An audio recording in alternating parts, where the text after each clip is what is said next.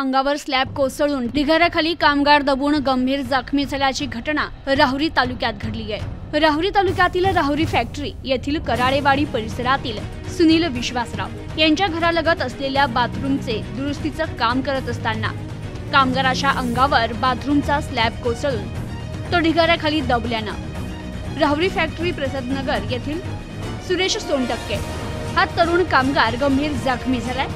त्याला तात्काळ खासगी रुग्णालयात उपचारार्थ दाखल करण्यात आलंय। कामगार मजूर सुरेश सोनटक्के हा सकाळच्या सुमारास दुरुस्तीचं काम करत असताना बाथरूमचा स्लॅब कोसळला आणि तो स्लॅब खाली दबला। स्थानिक तरुणांनी तातडीने मदतीसाठी धाव घेतली। जेसीबीच्या साहाय्यानं आणि स्थानिक तरुणांच्या मदतीनं तब्बल 1.5 तासांच्या अथक परिश्रमानंतर सुरेश सोनटक्के यास बाहेर काढण्यात आला। मात्र तोपर्यंत सुरेश याच्या पायास गंभीर दुखापत झाली।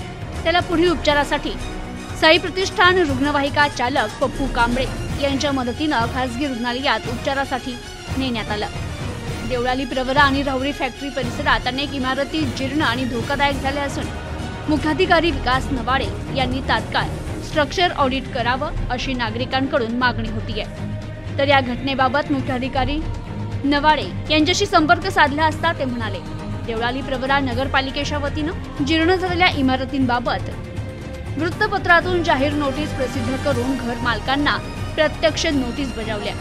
अशा इमारती राहण्यासाठी वापर करू नये असंही नोटीसमध्ये उल्लेख केलाय। किरकोळ दुरुस्ती वगळता इतर दुरुस्ती करताना पालिकेची परवानगी घेणं आवश्यक आहे। राहुरी फॅक्टरी येथील घटनेबाबत प्रत्यक्ष पाहणी करून कारवाई करण्याबाबत निर्णय घेण्यात येईल असं मुख्याधिकारी विकास नवाडे यांनी सांगितलंय।